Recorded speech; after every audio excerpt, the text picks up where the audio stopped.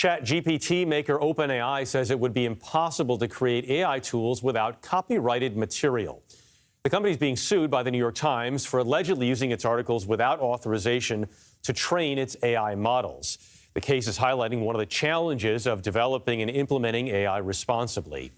Dominique Schelt-Lipsig joins us now from our Los Angeles bureau. She is a partner at the Mayer Brown Law Firm's LA office, where she leads the firm's global data innovation practice. She is the author of Trust, Responsible AI, Innovation, Privacy, and Data Leadership.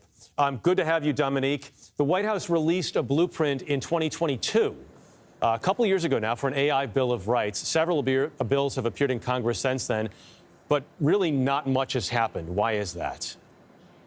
Well, not much has happened here in the U.S., Jeff, but quite a lot is happening globally. There are 96 countries in 6 continents that have draft legislation on responsible AI. Also, we have a number of piecemeal, smaller legislation, about 127 actual laws around the world. What we're looking at in the U.S. is catching up to what's going on in Europe. Europe decided to adopt a final legislation on December 8th, which will go into effect in about 24 months. What do you think Europe is doing right, and what do you think they're doing wrong? Well, what Europe is doing is very synergistic with what we're seeing in 69 other countries. They're looking at creating governance to surround high-risk AI use cases. So they're calling for a risk ranking of AI and applying governance to those riskier areas. The New York Times case is really interesting. So they're saying that by using Times articles to train their AI machines, they're violating copyright law, right?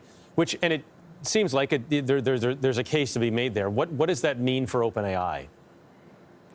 Well, what it means for not just OpenAI, but the providers of large language models everywhere, not just that one company, is that this is going to be a battle that is going to take place. And it's really, we came across this when we had Web 1.0 and 2.0, and really the foundations of the internet. This is a collide between fair use and what's around in the open internet, and applying governance to high-risk use cases like children, healthcare, financial. So they're very different uses, Jeff. What Web 0.0 are we at now? Or are we beyond the web?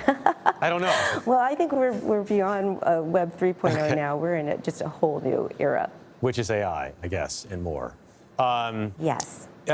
You wrote that many Fortune 1000 companies, quote, have found themselves with large data lakes, not data leaks, data lakes, if I'm reading that right, that come with them. What is a data lake, and how do companies use them with artificial intelligence? Yeah, so a data lake, Jeff, is just a lot of data. A lot of companies that have been around for a while have a lot of data that is generally just sitting around and it's not necessarily extracting all the value that can be obtained from them. What they're doing now with AI is being able to pinpoint and identify how that data can add value. So let me give you an example. Just 30 days after ChatGPT 4 was released, some medical doctors and researchers were able to put their data lake into an AI application, and they identified a possible treatment for liver cancer. So this is exciting, what can be done with AI. Dominique, really quickly before we let you go, all of this is so fascinating. I just want to ask, you know so much about this, you're an expert. For the average person, like if I'm talking to my kids about AI, how do I tell them to use it or be safe around it right now? What the kids need to understand is that what you put into AI, you shouldn't put anything in there that you wouldn't put on social media. And this is exactly what the tech companies tell us to do. Second, AI sometimes can drift and not have correct answers. So you never want to leave your common sense behind. Never, ever lose the ability to check the AI and use your common sense. And I talk about all this in my book, Trust.